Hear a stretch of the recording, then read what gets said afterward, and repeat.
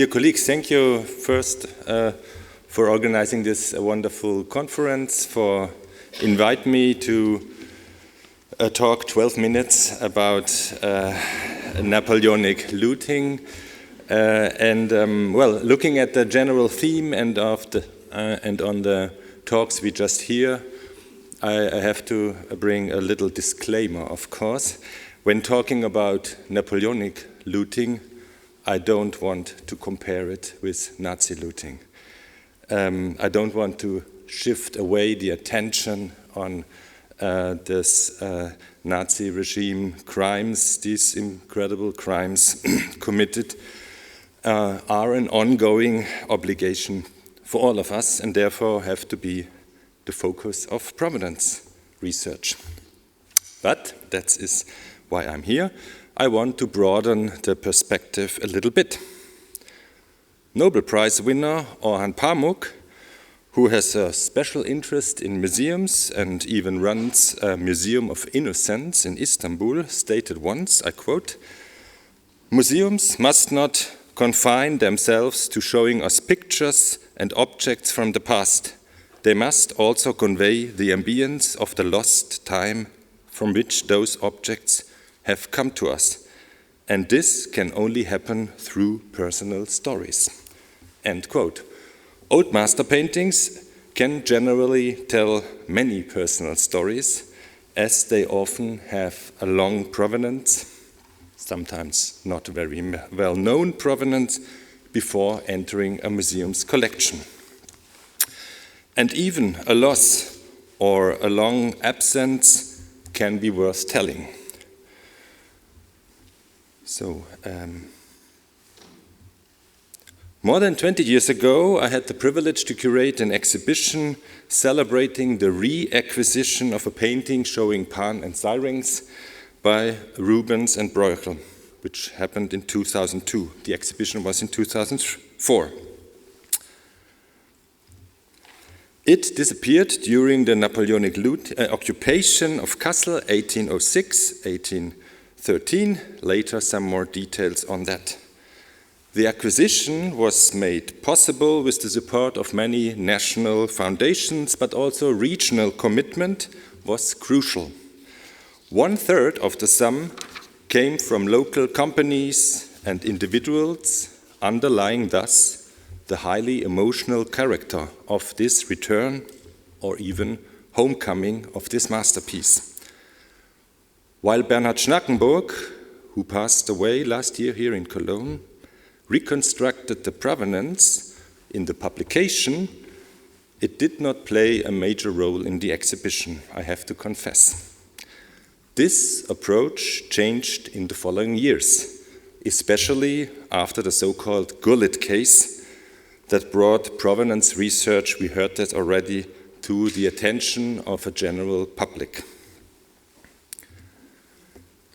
5 years later, I published, together with Stefanie Rehm and Günter Kuss, a small booklet featuring 18 cases of interesting provenances. Among them was, of course, Pan and Syrinx by Rubens and Bruegel, but other cases as well, and a famous painting by Giambettino, pupil of Leonardo, which 2 years later was a topic of an exhibition. You see it here. Here, the provenance was the guiding red line through the exhibition. We started with the acquisition in Paris in 1750s with some letters of the Hessian agent to Landgrave Wilhelm VIII of Hessen-Kassel, stating that there is a painting by Leonardo, that was the attribution at that time, on the market. A special chapter was devoted to Wolfgang von Goethe. You know, no German museum can omit Goethe, who had made some euphoric remarks on that painting on one of his visits to Kassel, then believed to be a Caritas, because the painting had some overpaints. One child was overpainted and the eggshells.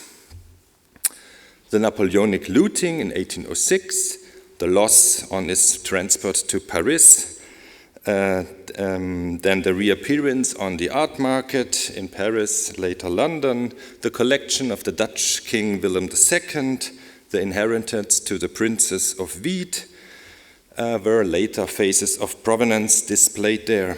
In 1940, it was presented as a birthday gift to Hermann Göring. So we have the Nazis again. After World War II, it was kept in the central collecting point in Munich.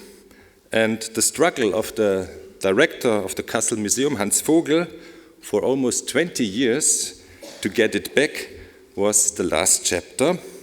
The resistance of the Bavarian state, that could be a special topic maybe, inheritor of Göring's collection, and finally the acquisition by the state of Hesse from the state of Bavaria in 1962, and then the return to Kassel was the final chapter. So what a story, no? You can see some portraits of the protagonists, among them Hermann Göring lurking around.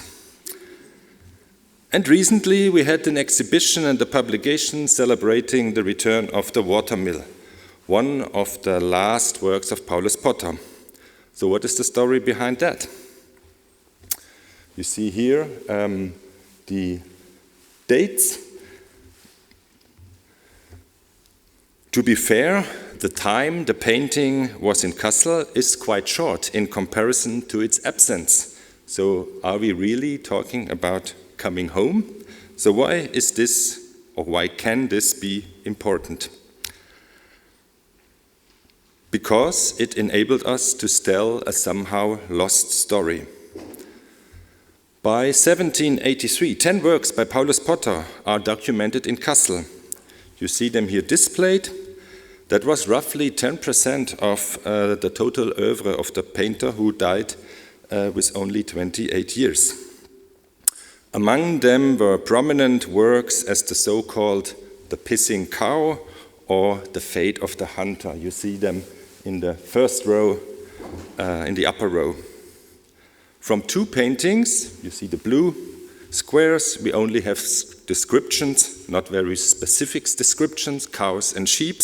So that's for Potter not very easy to, I would say, to identify.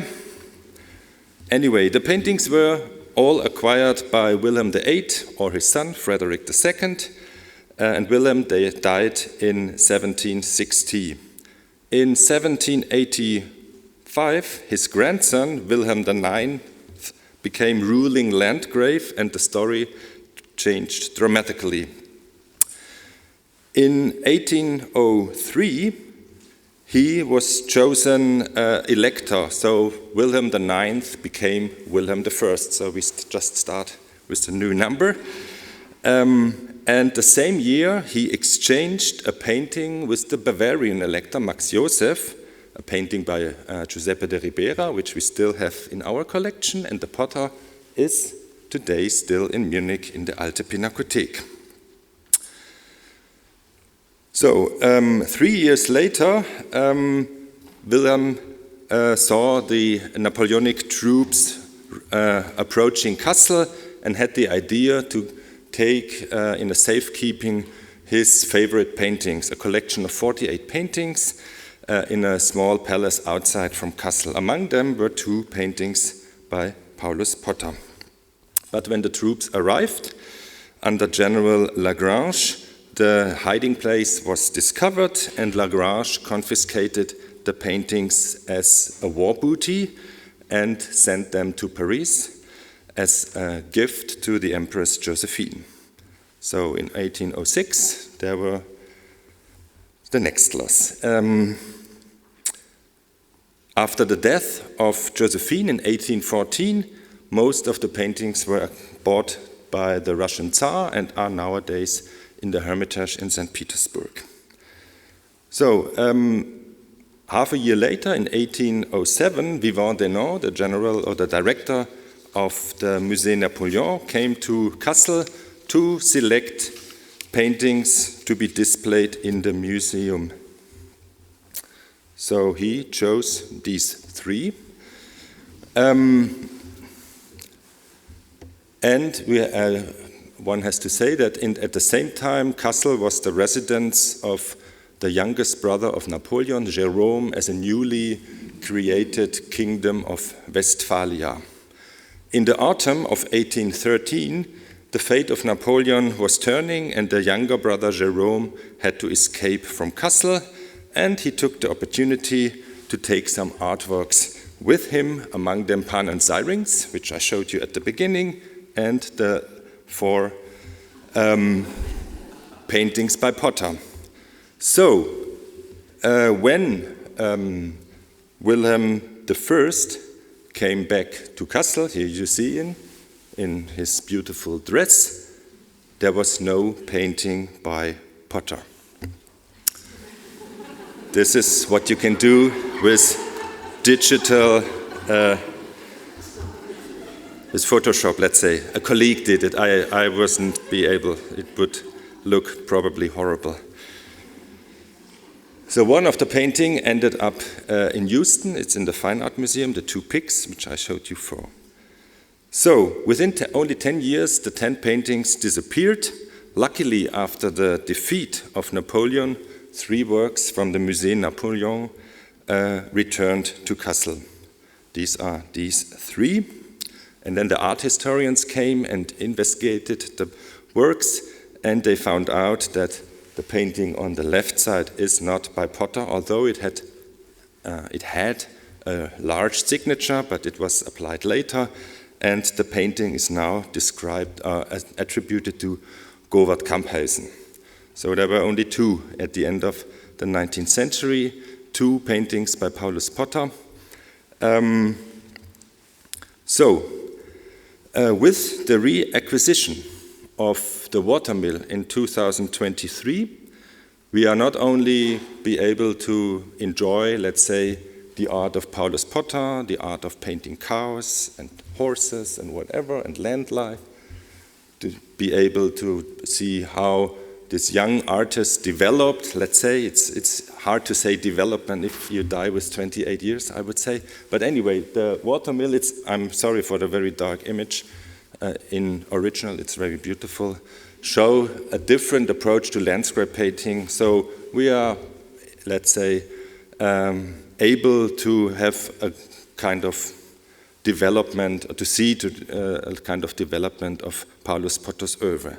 But not only that, we can, and that's the part of my topic, the important part, we can also explain personal histories, and that is what we did in the exhibition and in the publication, very much in the way Orhan Pamuk suggested for museum. Objects are not just things to be displayed, but also are linked to biographies and maybe even have their own biographies. Also, one had to admit that an object is not a vivid thing, but we can relate it. And the talks today in the morning has shown beautiful examples that it is connected to biographical life. Well, finally, I want to point out that all this was possible through the collegiality of our fellow member, Holger Jakob Friesen, who called me one day from Karlsruhe, where he was working then, and told me that the Kunsthalle just received a legacy of an old master's collection, and among them was the watermill by Paulus Potter. And Holger suggested this painting should go back to Kassel. And through the support of the Kulturstiftung der Länder, Ernst von Siemens Kunststiftung, and the Museumsverein, it was made possible. So thank you very much, and thank you very much for your time.